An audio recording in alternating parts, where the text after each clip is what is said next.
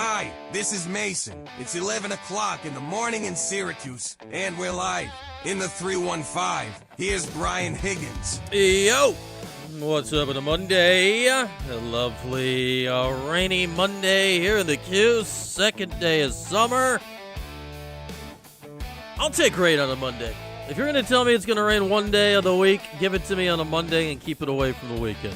Let's just get soaked on the Monday.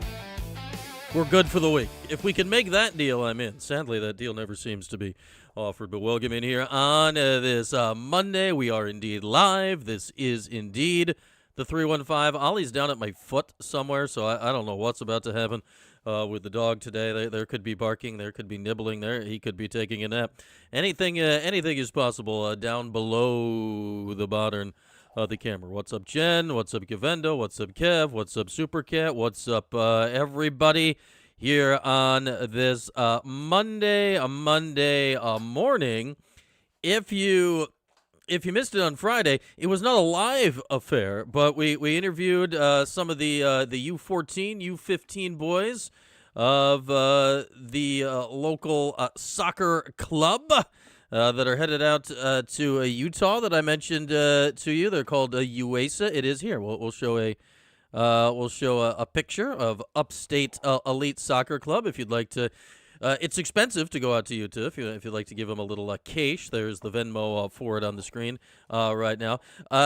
We chatted them up, all very excited, and they are ready to roll for Utah next week. We had that interview. It's just straight on the YouTube or the Facebook or the Instagram or whatever. So check it out, good kids, and we'll be heading out to represent CNY in Utah. That is mid-July. I think it starts the 13th, 16th.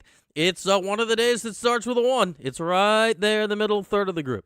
Jimmy Boeheim committed to the TBT. No surprise there. Gavendo. Kev has indeed is headed to the sourdough class coming up in a couple of weeks, courtesy of Simply Sweet Sisters. It's out at Strigo Vineyards, which is out in the further reaches of Beeville. That's coming up. It's literally 1 month from today. It is July the 22nd. Today is June the 22nd. You get to learn how to make that sourdough. You get to learn how to do it. $42 a pop, and reserve your slot with that QR code. We have all sorts of QR codes. I've found out the limit. The limit apparently is 25. The room can fit 25. So Kevin, his daughter, and now I don't know who else is signed up, but now we're down to 23. Spots going fast. Sign up today before the spots are gone. So make sure to check that out. Coming up in a month, out at Strigo Vineyards, the Simply Sweet Sisters sourdough bread making class. You get the starter. You get a complimentary mimosa. So, even if the bread goes wrong, you're still going to have a good time. And you get a whole kit. You get to learn, you get knowledge and a kit. What's better than that? Knowledge and a kit. But with that, let's launch right into our Thompson Road Tavern opening menu today. As we know by now, on a Monday, the Thompson Road Tavern, it is their day of rest. So there will be no taverning for you today. But I can tell you that tomorrow is a Taco Tuesday, and just get right on out there to see what Mexican wares they're tossing at you this week, because it can go in a lot of different directions. They've got the burritos and this and that. You never know what they're going to concoct on a weekly basis when it comes to a Taco Tuesday. And, of course, we know what's coming on Wednesday. Shout out to a Weck Wednesday. Thompson Road Tavern, closed today. If you go there today, it's just for, like, a recon. Just to be like, all right, I'm ready to go for a future day later this week. But 690 North, one light. There's 2 or 3 lights. 3 lights, maybe. Gas station on the right. There it is. Check it out. As far as what is on our menu for the program here this morning, we have the link pinned to the chat if you would like to join the show and talk about whatever is on your mind. That option is always available to you, of course. It is our football countdown. We'll be continuing here on this Monday with now, what do we have, 75 days. We are a quarter of the way done for the countdown. 75 days here until Syracuse football. We'll get into that. Our positional preview group today will focus on a position group. Jordan and I talked about this a few weeks ago. We're going to talk linebackers today.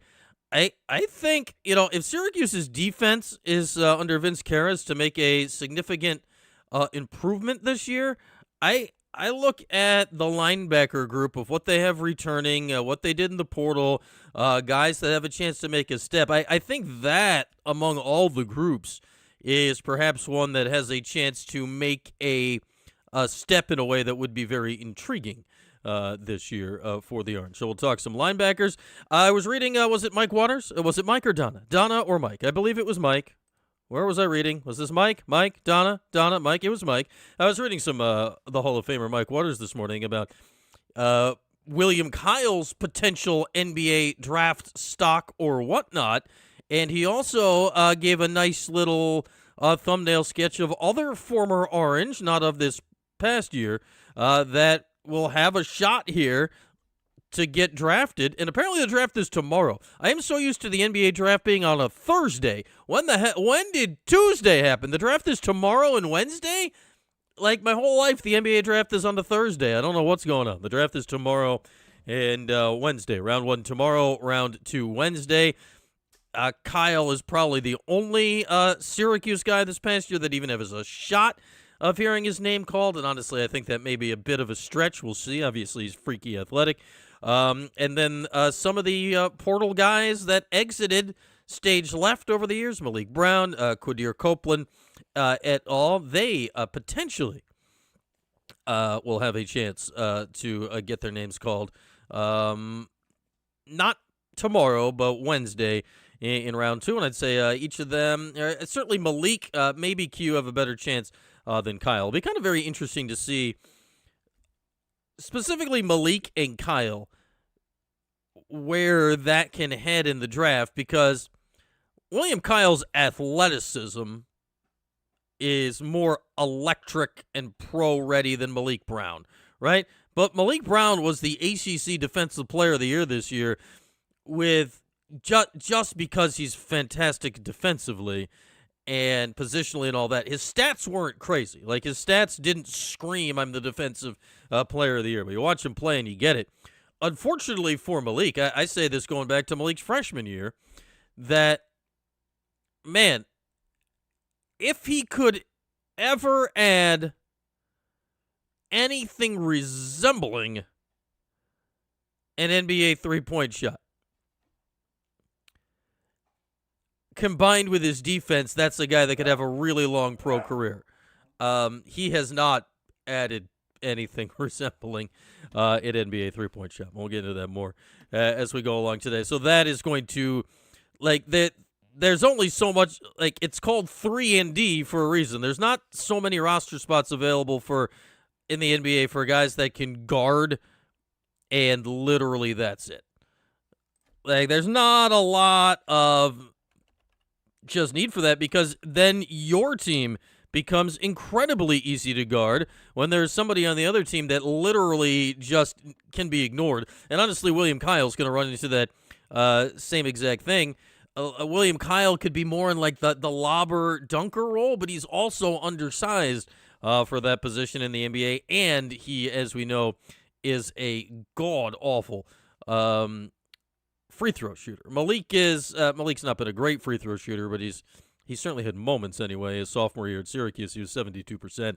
When he at least showed something representative, I thought his sophomore year at Syracuse he had a chance to make something of that shot, and it just hasn't happened yet. Perhaps it could. Like now, literally, if you're him, that's all day, every day. All day, every day, trying to make something of, can I have one NBA representative skill? He's the opposite right now, right, of Buddy and Swider. Buddy and Swider are good at the shooting. The defense, a little sketchy. Malik's got the defense. The three-point shooting, non-existent. If you could combine Malik Brown, like if you fused Malik Brown and Cole Swider, that dude's making bank. A Malik Brown, Cole Swider combined human being would be like a $30 million a year player. Like, A+ defensively, A+ shooting. Like, Malik Brown, Cole Swider fusion. Well, maybe like a little sea salt on top. NBA player.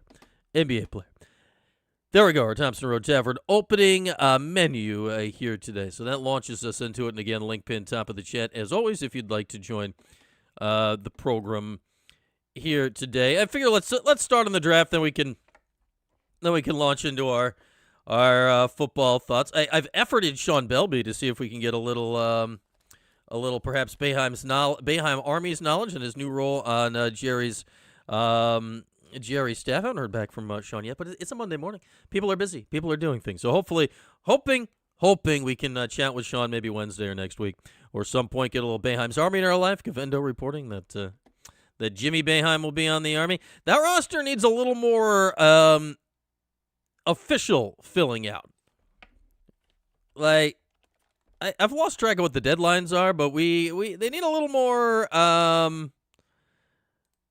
I'm just curious here. I'm going to the TBT website as far as there are the 8 alum teams here this year. So we have the Louisville alumni team called the Ville. Right now they have 5 players officially listed on their roster on the TBT website, all of whom played for Louisville. All of whom played for Louisville, but only one of them am I like, yeah, he played for Louisville. Like, Russ Smith is their dude. Then there's a Malik Williams, a Jay Withers, an Angel, or Angel Nunez, and a Jalen Johnson. Like, what? Those other, Russ has been playing over in Italy. Like, I'm not, none of those names of those 4 are immediately ringing bells. In my brain. Gavendo has been reporting they got the kid from the D3 team. I don't think he's officially listed on the roster yet. Let's click on the Boeheim's Army roster. Officially listed on the Boeheim's Army roster are just Buddy West and Elijah at the moment. Officially listed on the website. The Kentucky roster, La Familia, they have 7 guys listed. They have one of the Harrisons. They have Andrew Harrison. They don't have the other Harrison. What was the other Harrison's name? Remember those guys? They got Willie Cauley-Stein. I mean, he put in a long time in the NBA. Then they got some other guys that I'm not really familiar with their life and times. They actually have a few players already listed on their roster. They have 3 players listed on their roster already that do not have any ties to Kentucky. So keep an eye on that. Syracuse's opponent in the first round is Hall In. Weeze is here. Let's start the show again. Hall In. I'm sure they'll get people, Gavendo. I'm just waiting. Let's see. Does Seton Hall have anybody we've heard of? They have Isaiah Whitehead. He was a one-time Syracuse recruit. That's a Seton Hall guy. Any other guys? There's plenty of guys on here with Seton Hall next to their Alamir Dawes. That name sounds reasonably familiar. Yeah, a lot of guys out here that I'm just not familiar with their work either. I don't know what a Miles Kale is. Or Darnell Brody. I don't know what they are. What are you? All right, who else we got? We got Kansas State. They got a picture of Michael Beasley. Michael Beasley's on the Kansas State team. Okay. Michael's getting up there. Mike's older than Wes Johnson, I think. He's got to be in his 40s. But, man, Mike's playing, and somebody named Xavier Sneed's on that roster. Not familiar with the life and times of Xavier Sneed. Michael Beasley, honestly, he's going to be one of the best answers so far at the TBT. Hang on. Michael, what was Beasley's best years in the NBA?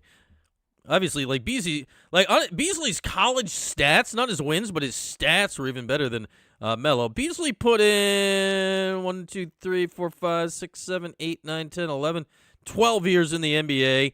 He averaged double figures in 7 of them. He's a career 12-point a game, almost 5 rebound a game guy. Like college, he put up those crazy numbers at K-State. Michael Beasley, college stats. Michael Beasley, college stats. I mean, he had crazy numbers that year. He went 26 points, 12 rebounds a game that year, more than a steal, more than a block a game, plus he shot 38% from 3. He was ridiculous that year at K-State. I think they might have made the Sweet 16. I forget exactly how. What'd they do? Let's look up K-State that year. How far did they make it with Michael Beasley and just like other people that existed as human beings? With the immortal Frank Martin as their coach. Where's the schedule that year? Come on! What are we looking at? Where is it? Show me.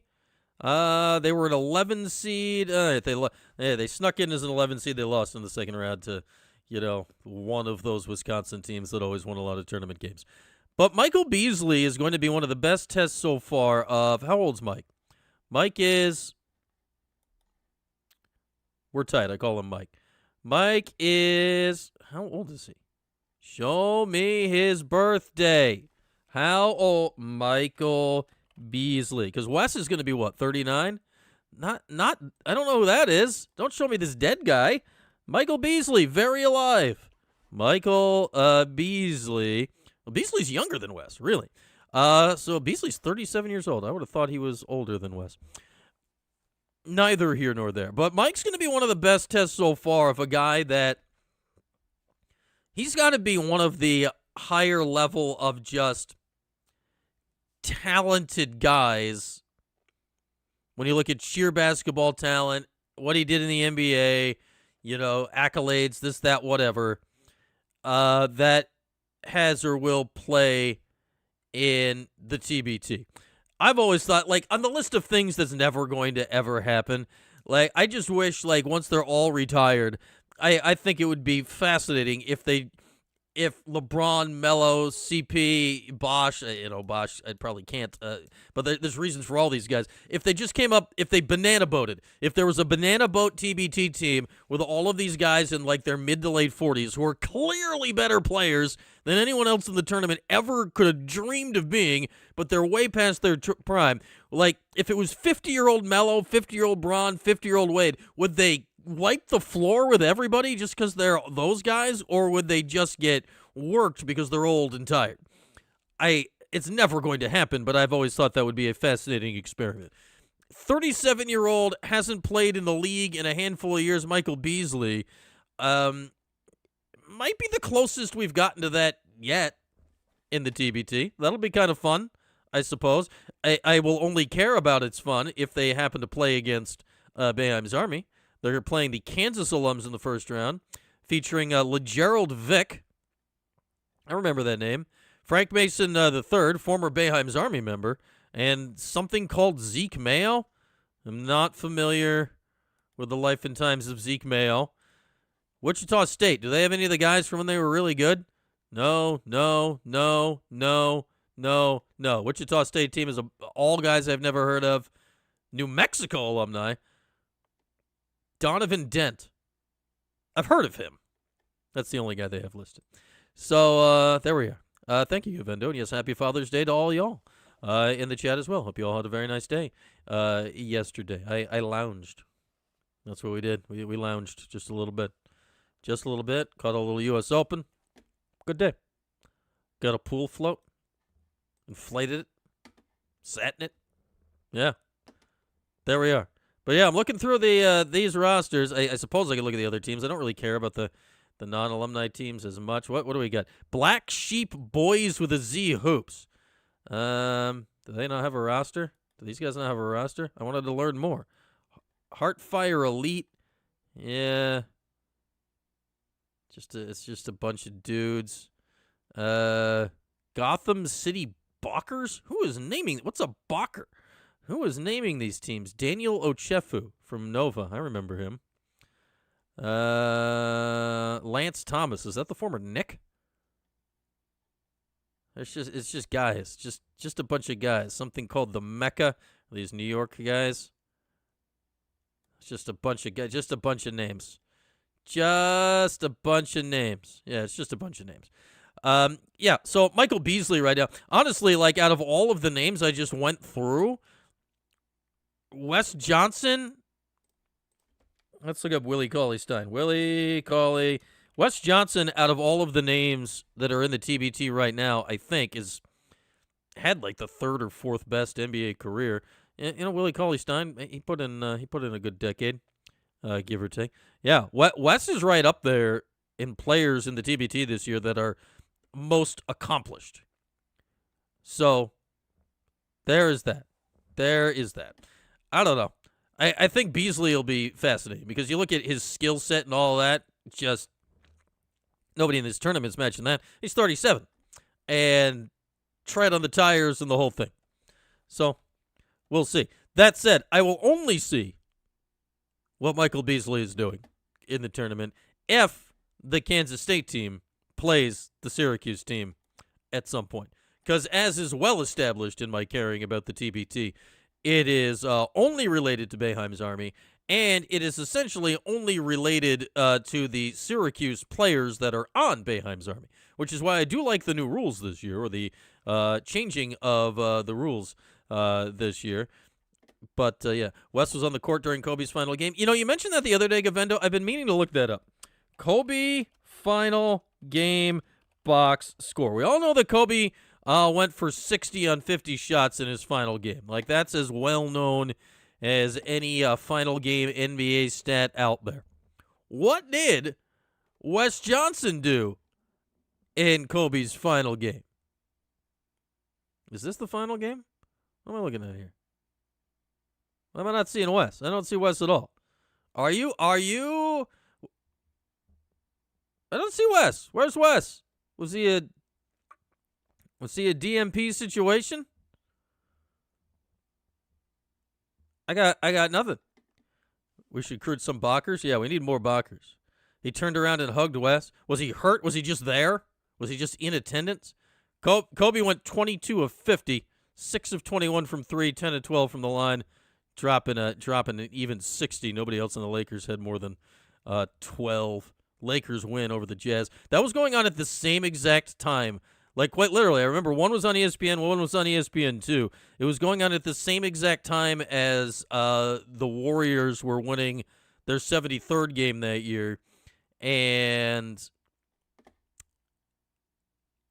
Steph hit his 400th three of the season. So it's kind of like, all right, like that game had significant more like meaning historically, in theory, even though none of them really meant anything as far as games or whatever. So I quite remember I like watched the beginning of that game, and then it's like, well, this Kobe thing's getting kooky. I think Tirico called the Kobe game back when he was still with ESPN. It was like, well, this is getting wild with all the points. So yeah, that was a crazy night. All right, Wes Johnson. Let's look up Wes Johnson. He must have been. I mean, Wes was, what year was that? 16. Wes was, what year was that? Was Wes just there? This is more interesting. Gavendo, this is taking weird turns. So this game was this game was April of 2016. So Wes had played with the Lakers in 2014 and 2015. Wes was on the Clippers in 2016. So, like, the Clippers season must have been over, and Wes must have just, like, gone to the game. Like, Wes just must, I mean, like, that's back when they both played at Staples, whatever it's called now. Wes must have just, no, you might be right here, Gavendo. Wes must have just gone to the game and, like, been there because he played for the other LA team. It's very possible. Let's see. Was Wes playing in a game that night? We're gonna get to the bottom. I mean, we're not gonna get to the bottom of this because there's a 0% chance I find a video of Kobe hugging Wes Johnson unless we start grinding highlights of his game. I need the Clippers. Yeah, I need their schedule. Yeah, schedule. Did they play that night? So the Clippers' last game that season was on Friday, April 29th at the Portland Trailblazers. Oh, wait, that's a playoff game. That's not helpful. Their last regular season game was on Wednesday, April 13th at the Suns. The Kobe game was on Wednesday, April 13th. We're running into some serious issues here, Gavendo. We are running into some serious issues here. I need a box score of this game. Did Wes play in the game? I need a box score. Somebody get me a box score. Box score of this game. Yeah, Wes Johnson. Wes Johnson scored 19 points that night in Phoenix. It could be a different game. We have found Wes Johnson. He was in Phoenix. He scored 19 points. He played 34 minutes and 37 seconds off the bench. 5 of 8 from 3. Really nice game for Wes. He was actually the leading scorer, tied with former Terp, C.J. Wilcox. Remember C.J. Wilcox? That guy was jacked out of his gourd. Austin Rivers in the starting line. Austin Rivers and Paul Pierce in the starting. Paul Pierce, a Clipper? Paul Pierce started for the Clippers that night. I have blanked out anything resembling Paul Pierce. Jeff Green, former Hoya, was on the bench with Wes as well. Yeah, Wes may have been there. Not that night. I have him definitively elsewhere, unless somehow the game. Yeah, and that was a 10:30. That was a late tip. So yeah, I'm not liking his chances. Not liking his chances. But I will believe, like, he was Kobe's teammate for 2 years. And, Kobe's a big fan of hard workers, and Wes was always a hard worker, so I'm sure they I'm sure they shared an embrace at some point. So, yeah. There's that. MSG show with a goose? I have no... Like, you are so beyond anything I know what you're talking about at this point that I don't know. But we have gotten to the bottom, sort of the last day of the 2016 NBA season. Goose is for people who love fish but think fish is for old people. So what? Goose is for third generation deadheads? Is that what the name of the band is? Goose? Just goose? One goose? Are there more than one of them? Shouldn't they be geese? I think they should plural. Are there fans the geese? Are there fans like the flock of geese? Is it called a flock? Goose is a band? Yeah, I'm not up on my goose knowledge. Not strong in the category of goose. Not strong in the category of goose. In that I did not know they were a band seconds ago. And apparently something terrible happened at the concert of the people I've never heard of. So, my condolences to whomever happened to whatever. Geese is a different band. Geese is a much larger band. I mean, there's already a band called Flock of Seagulls. That's some guy fell to his death at Goose. Where'd he fall from? Like, where was he? How'd he fall? Goose fall MSG. Falls from the balcony.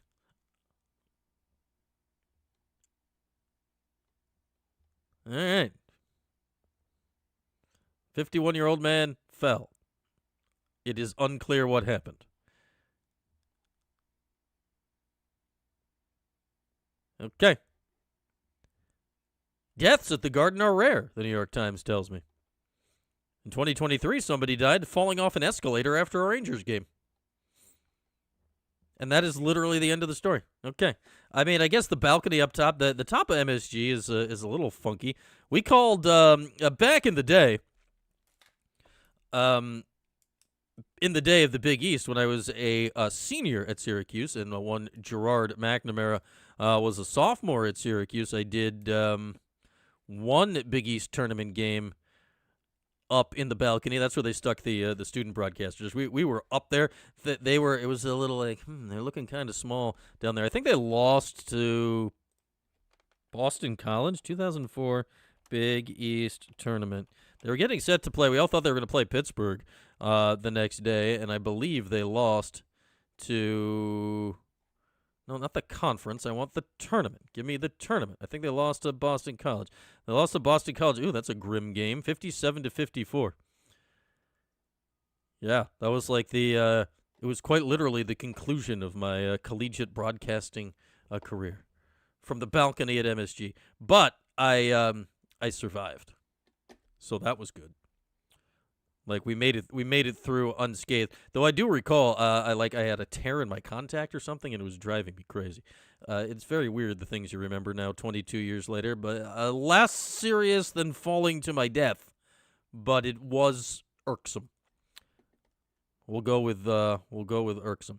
I very quite randomly, I think I've been to it was either 2 or 3 games. Like, because for many obvious reasons, I was generally busy doing other things when Syracuse was in the Garden for the Big East tournament. But just a handful of times that there was one year where Syracuse lacrosse was playing St. John's like the same day. Like quite literally, every time I have seen Syracuse play at the Big East tournament in the Garden, they lost. They're like 0-2 or 0-3. Never saw them win a game in the Garden. I don't have a long schedule of Garden Big East tournament games, but every time I saw them play in the Garden, they lost. So apologies. Now I got to go back and look up this BC game. What happened in this game? That was a BC game with Craig Smith and Jared Dudley. Those BC teams were actually pretty good. Hack played all 40 minutes. Didn't have a good game though. Just 12 points in 40 minutes. Jerry 15 and 39. Josh Pace going 39 minutes with 12 points. Oh yeah, that was the year where Billy Edelin vanished midway through the season. Right, that team was better before Billy got vanished from the team. Louis McCroskey was playing 12 minutes. All right, there we are. There's your look in the past. So yeah, Goose concerts dangerous. Goose concerts exist. Geese is more than one goose.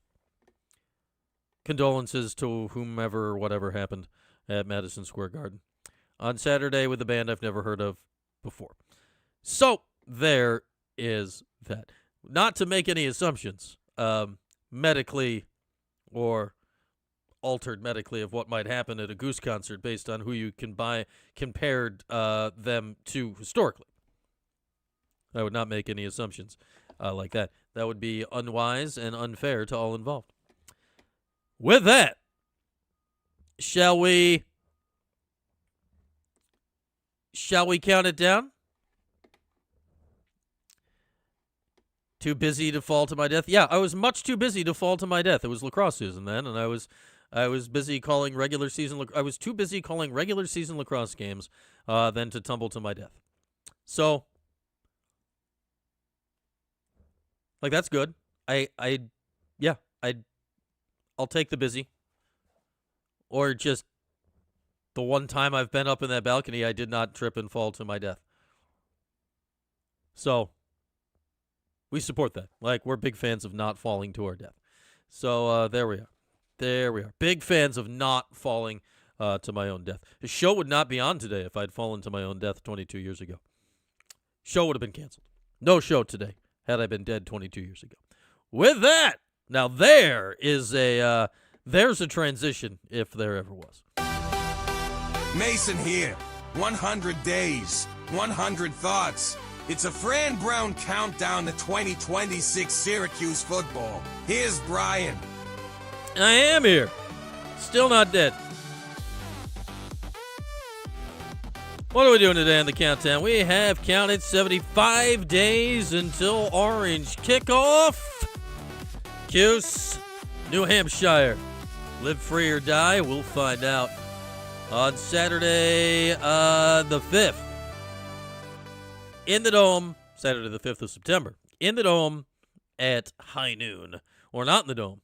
On ACC Network. On ACC Network. It was a bloodbath. That's no good. He must have fallen quite some way. I feel bad because I still don't know who the band is, and I definitely don't know who the guy is. Sad. You don't go to a concert and expect not to make it through it. It's not like an event where you think the end may be near. It's not one where you really consider that you're taking your life into your hands at a concert. Not really. At least not the way I go to concerts. I don't know. Maybe I'm not doing it right. Anyway, the countdown. Goose is actively reaching out to fans now and offering counseling. Well, that's nice of them. You've got to comfort the flock in these trying times. So there were, how many commits were there? I think there were 3 commits. Do I have 3? Am I counting 3 commits? 2 commits? 3 commits here in the recent days for Syracuse football. I believe it's gotten the class is now up to how many? Where's the most recent one? How many? I lost them. How many? 22. They're up to 22 players in the class, the 22nd and most recent of which. And Fran has made it no secret that when he recruits an offensive lineman, he likes that human being to be essentially as large as humanly possible. Because over the weekend, the Orange got a verbal from Pennsylvania's own Ben Sakiyama of Warminster, Pennsylvania, who tips the scales at 345 pounds while being measured. I don't need to get on a scale to be measured. He's 6'7", 345. But here's the rub. So Sakiyama was in town. He participated in like the big man camp they do during June. That was back on June 13th. Got an offer. He's unranked, and here are the other offers he had. And this is kind of the opposite of what we've been talking about over the years with Fran, but we're starting to see this more and more. Here are the other offers Sakiyama had: Merrimack, New Haven, Sacramento State. Merrimack, New Haven, Sacramento State, Syracuse. Now, football recruiting classes are large. This is a large human being. Sometimes you take a swing, right? I prefer when you're more in the mix with schools that you've heard about. Again, whiffing on one guy, and who knows? Maybe they found the diamond in the rough. Like this guy is 6'7", 345. Maybe you're going to carve a guy out of it. But Syracuse, at least till this point, has outdueled Merrimack, New Haven, and Sacramento State for young Sakiyama. The other guys they got, a defensive back from California, Sherman Oaks. Nice. Coming out to the Cuse is going by the name of Dylan Northcutt, mostly because that's his name. He is ranked as the 71st best recruit in the entire state of California. He's a top 900 recruit nationally for whatever that does for you. He took an official visit to Syracuse. He was also being recruited by Kansas, all right, Wyoming, Montana. He might like mountains. Northern Arizona. They've got some elevation. And Southern. Kansas, Wyoming, Montana, Northern Arizona. Great cross-country program at Northern Arizona. And Southern. Northcutt is the son of former NFL wide receiver Dennis Northcutt, a second-round draft pick who played for Cleveland, Detroit, and Jacksonville in a 10-year career. You will be forgiven if you do not remember his 10-year career in the aughts. So that's Northcutt. The third guy they got is a wide receiver / defensive back who flipped. They got a flipper. His name is Mikey McQueen. He flipped his commitment from one of Fran Brown's old stomping grounds, Temple, to Syracuse. He's being heavily recruited, according to Javon Edmonds on Syracuse.com, by one Josh Gannis, the current wide receivers coach. Though despite that, he's expected to play defensive back. He's also unranked by recruiting services. He committed to Temple on June 7th. Now we like this a little bit better, despite offers at the time from Syracuse and Penn State.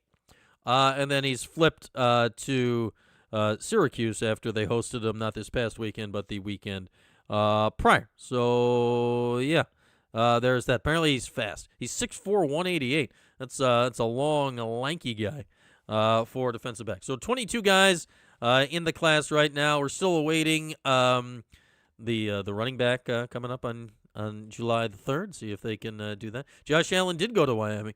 I mean, my favorite part of Josh Allen going to Wyoming is that Josh Allen only ended up at Wyoming, as I think we all know by now, but we'll say it again. Josh Allen only ended up at Wyoming because Eric Dungey got the late offer to come to Syracuse. Like, Dungey was going to Wyoming. That was who he got offered by. And then he got the late offer to come to Syracuse. And then because of that, Wyoming needed a quarterback. And it turned out to be Josh freaking Allen. So, Bills fans, you should get on your knees and say thank you to Eric Dungey for delivering Josh Allen to Wyoming and then to you. Because if not for that, who knows what would have happened in the life and times of Josh Allen. Because it was, Tim Lester. So, Schaaf was the head coach. Tim Lester got put in charge. I mean, he was the OC at the time. He got the OC job. He got put in charge of, hey, go find a quarterback. And scoured film. Like he was watching film of everybody. Ends up on this guy Dungy from out in Oregon. Brings him in. Remember, that was the year. 2015 was Terrell Hunt's last year. Who else was on the roster? The officers, Zach Mahoney was there. A few other guys were there. But Dungy was just this random guy, right, from Oregon. Tall, skinny dude at the time. Didn't think much of him.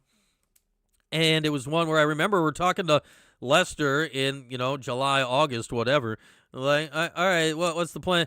Obviously Terrell's your starter, and Terrell was, and then he got hurt. Who is Mahoney the backup? Like, what are you doing after Terrell here this year? And he's like, well, and at that point, you've got this like not ranked recruit from Oregon. You just assume, and especially with the quarterbacks back then, you just assumed quarterbacks would redshirt, especially young guys. He's like, I like this Dungy guy. You're like, you like this Dungy guy? What about it? He's like, yeah, I don't think we're going to redshirt him. I think we're going to get him out there. And then Terrell was it the opener that season that Terrell got hurt? I mixed Terrell's two injuries up. I think it was the opener that year. Hang on. 2015 Syracuse football. 2015 Syracuse football. Which was the game which Terrell Hunt got hurt? Was that the year he got hurt in the opener? Terrell Hunt. I feel bad for Terrell. Terrell had himself. Like, I'm not saying Scott Schaefer magically becomes a good head coach, but man, like Terrell was a solid enough. Yeah, it was his last year they got hurt in the opener. That's when he snapped his Achilles, right? Just rolled out and crumpled. Like, you look at Schaef's 3 years. So, 2013, Schaef takes over the job from Marone. Remember Drew Allen? They bring in this dude, Drew Allen from Oklahoma. He gets anointed as the QB, even though, like, it was pretty clear to me watching practice that he was not it. And you could, especially Terrell had been there for a couple of years by now, so he was boys with the team.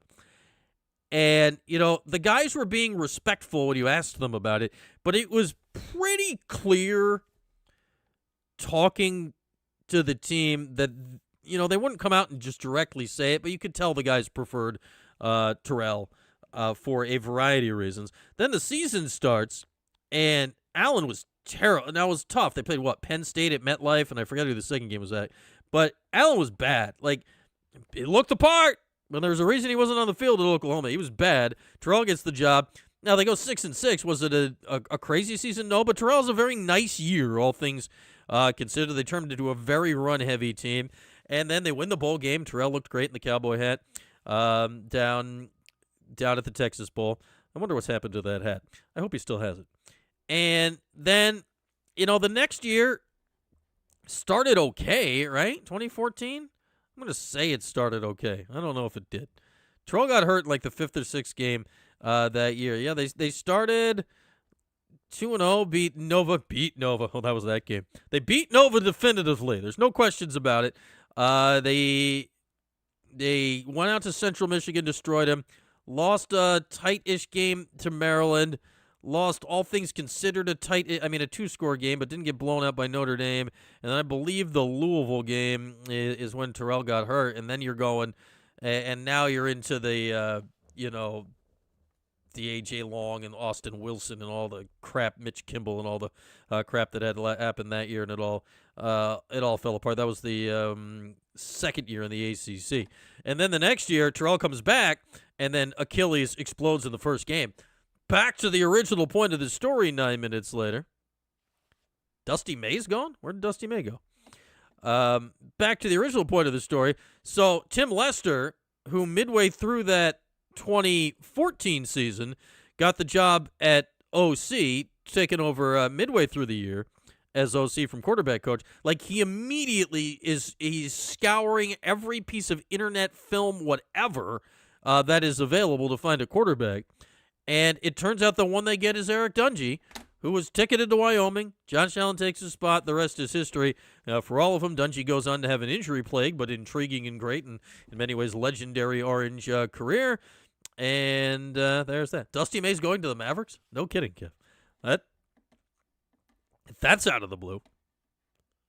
That is like way out of the blue. So there's that. So Dusty May won the national championship.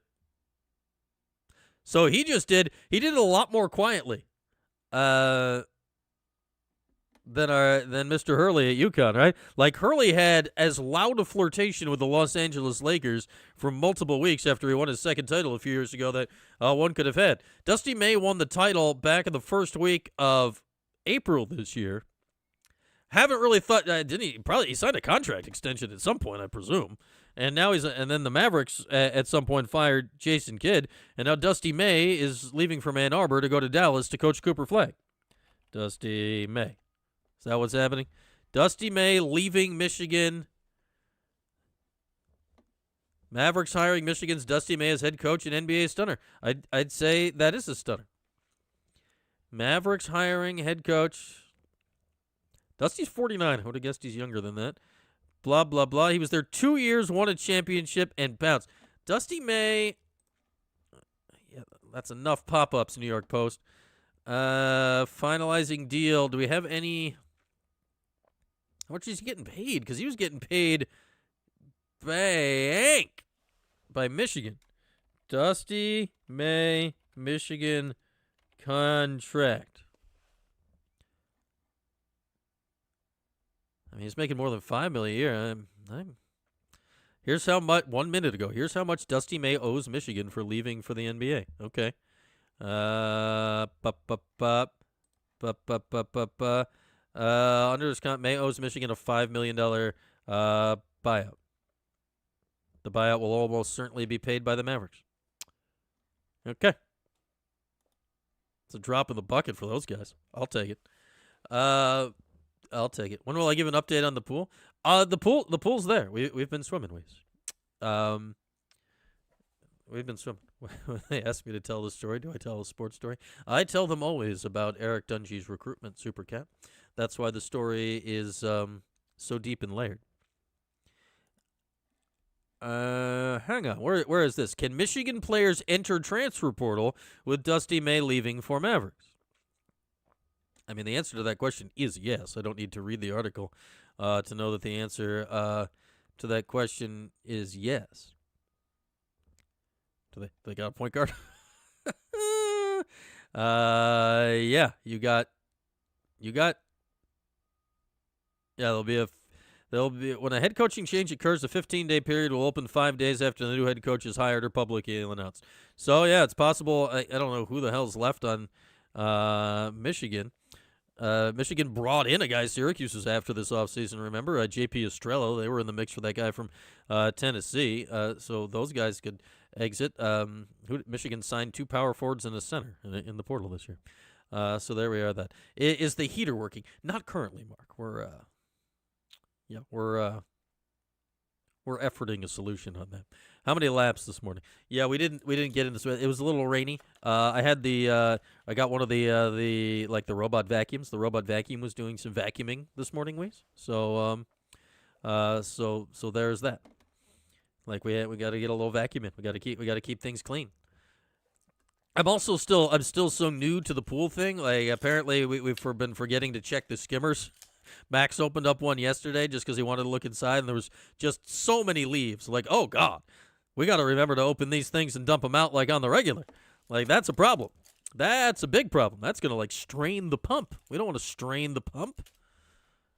So yeah, we're trying to get more knowledgeable by the minute on the whole pool situation. It's a learning process.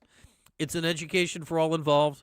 And we're very glad yesterday that Max was curious enough to look in the skimmer so we could dump out a shocking amount of leaves. Just an absolute shocking amount of leaves. Wait till you get an animal?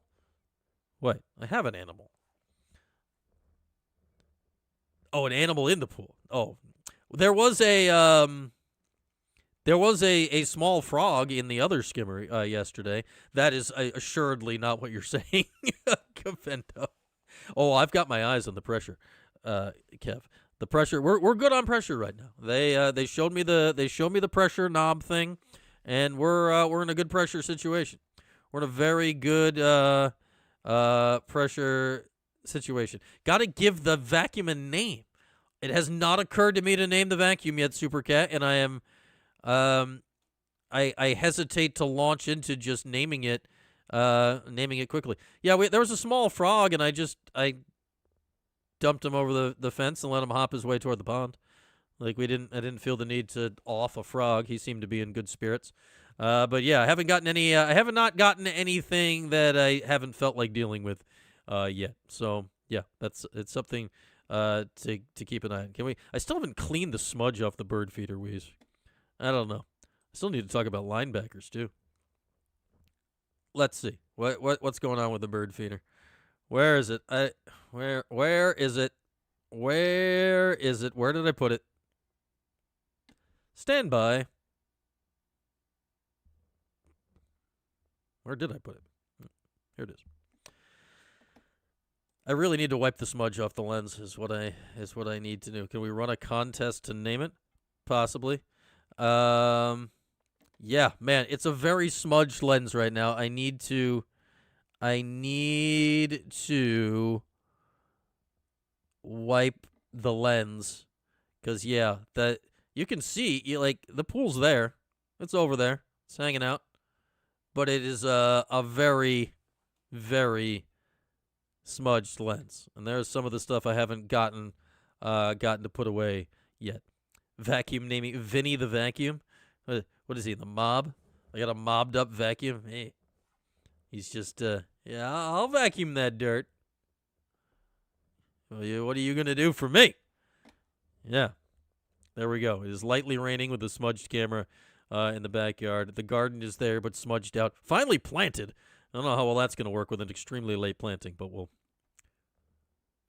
see. There's my post digger things that I need to put away before they rust or something. I went cord, Kev. Whoa, that's the wrong button. I went cord because every bit of research I did was that the power on the suction of the corded vacuums was significantly better than the Wi-Fi vacuums, and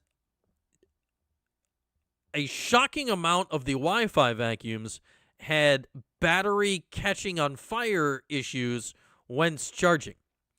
So when combined with those two things, the suction, which you want more of when it comes to a vacuum, and the catching on fire, I decided that the combination of more suction, less catching on fire was like right down my alley. Like I opted against less suction, more fire. I said, you know what I'd like? I want more suction, less fire. So we went for the cord. And essentially, sometimes you get in your reviews and the reviews can contradict themselves a little bit, and you're like, wow, we have overthought this process. Every single thing I read agreed, so we went corded. We went corded on that puppy. With that, we still need to do our positional preview for the day. Burning battery will heat up the pool. It's true. The problem is the battery, as far as a heat source, Matt, from all the fire situations, they did not catch on fire once in the pool. They caught on fire when on the charger, in theory, right next to your house. So it was a triple factor, right? It was the suction, it was the fire, and then like the real deciding factor was the potential location of the fire, which, like, if I'm gonna have something in my property catch on fire, I probably don't want it to be quite literally plugged into my house at the time that it does it. So, like, of all three of those things, like, we massaged it around a little while, because, like, your initial thought, right, is, yeah, cordless. Who wants a cord in the way? Everything else in this day and age, everything's cordless. Phones, cordless. Roomba, we got that. Like, everything's cordless. You're like, of course we want cordless. Then you read it, you're like, no, this is the last thing on earth that you want to have cordless. This, you want to have a cord. So I said, all right, cord it is. All right, positional preview. Let's talk linebackers. Because Jordan and I talked about this a few weeks ago, I think. Where did I put my linebackers? Here they are. I think the linebackers, new defense, Vince Garris, I think there's going to be more aggressive, more stuff, more boop, boop, boop, and just last thought on the Wi-Fi. I don't need to map the damn pool. I want to toss it and hit the button. Just you're in like the day we're done swimming, toss it in, vacuum up, and I'll see you tomorrow. Linebackers. I am very intrigued by the Syracuse linebacker group this year. I think with new scheme, new defensive coordinator, having to get creative to get pressure in backfields with a little bit of certainty, at least at your corner spot when you got Chris Peele and Demetrius Samuel. Like, I'm not saying the linebacker's going to be better than those two, but I mean, like, I feel pretty certain at what those two are. I think when you look at Antoine Delorier, the physical specimen that he is, coming back for a second year. When you look at Gary Bryant, was he South Dakota transfer, who had a okay season last year, but back for another year. When you look at Jamie Tremble, first full offseason at linebacker, physical freak, like a chance, like a guy that you can, like he's a chess piece. You can put him in coverage on a tight end. You can send him on a blitz at the quarterback. When you look at David Amapariola, who's one of the best natural pass rushers, I think, on the team from the edge at linebacker. When you look at Chris D'Apollonia, who transferred in to Syracuse following Vince Karras from Toledo. So here's a guy that was like one of the main cogs of a very good Toledo defense. When you look at those guys, when you look at Zion Moultrie-Goddard, who's been around for a few years, I think you have some interesting pieces that the last couple of years were just not being put in great position to succeed. Like, Delorier, I thought played really well for a freshman last year, all things considered. But it also felt like sometimes the dude was hanging on for dear life because he had 60 tackles last year, but like the scheme was putting him in some impossible positions. I think Vince Karras is going to design a scheme here that is going to lean on the linebackers in many ways to wreak havoc. And because you have Chris Peele and because you have Demetrius Samuel at corner, it allows you the chance to do that. My hope is, and I don't think it'll be, exactly the idea, but go back to, we were talking about Scott Schaefer earlier, go back to a Scott Schaefer defense. Go back to Darrell Smith, Doug Hogue, Marquise Sproul, all those guys. Those guys were shot out of a cannon from every which goddamn angle all over the place. Like, you had, I always disagreed. I thought they should have turned Chandler Jones loose a little bit more. You had a 10-year NFL guy on the edge. But, like, Chandler Jones is setting the edge, and, like, the other guys are flying around all over the place. Yeah, Antoine struggled in pass coverage last year. So that's what I'm hoping. Scheme-wise, let's put him in better situations to succeed. But I think you look at his skills, I think he's got a chance to be really good.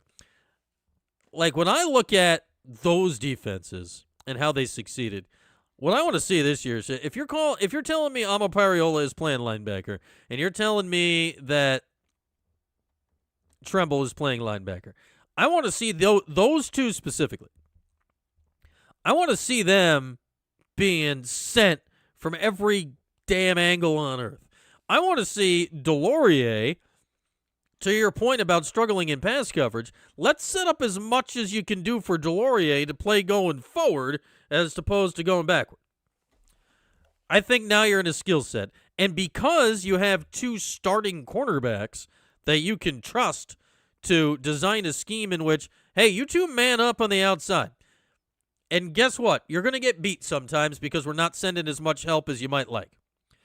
But guys, that's okay. Like, you're going to get beat sometimes, and that is okay.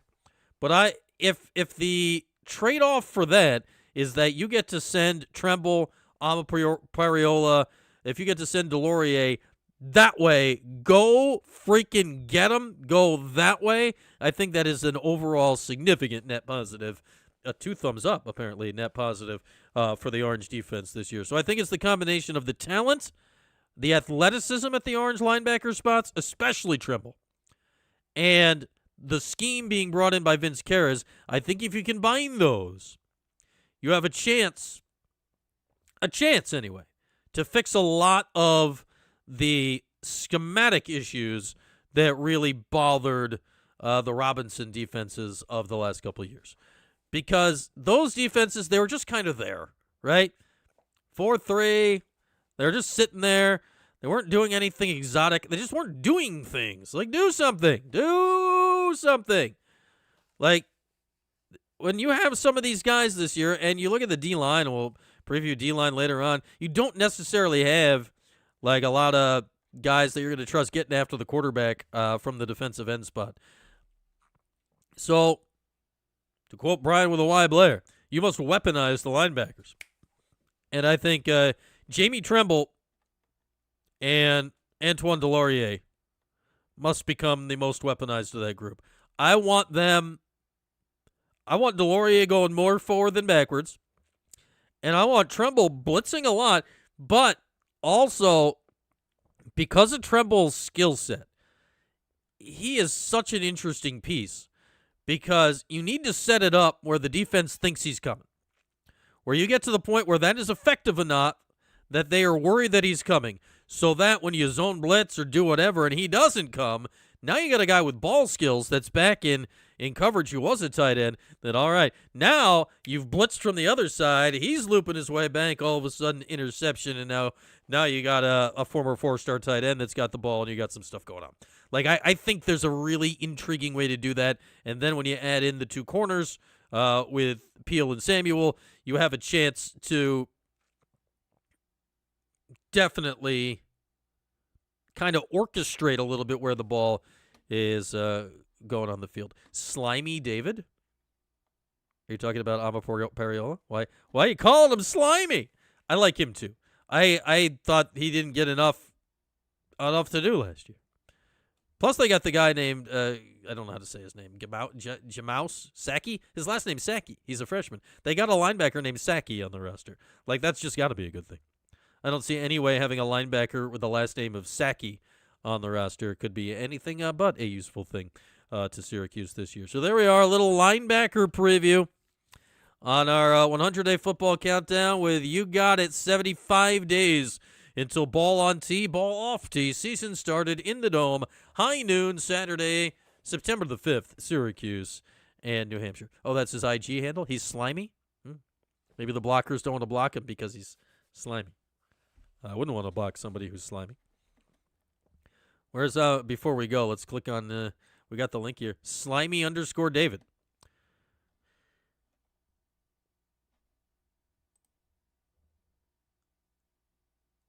Did he already graduate? Damn. Ama Pariola graduated in 2 years. He's got a recent picture on his gram. He's got the robe on and everything. All right. Good for you. Good for you. All right. I like Slimy David. Yeah. Smarty Slimy. Nice. Cool. Keeping an eye on the IG of one Slimy David Ama Pariola, who I thought he, like, specifically, it just didn't feel like he was on the field enough last year. Like, I came off 2 years ago thinking, like, this guy's got a chance to be a really good pass rusher. Then last year it felt like we just didn't say his name a lot. Obviously, there were a lot of issues with last year's team. It just didn't feel like they were putting him in a position to succeed and get out there and attack. Vince Karras, it seems to be his motto. And if you got him and Tremble, you got people you can send. I'd say linebackers this year, full send. Get them after, not just the pass, just get them going downhill, causing havoc. This is college football. If you cause havoc in college football, yeah, you can get burnt. But if you cause havoc, it's college. The other team will make mistakes.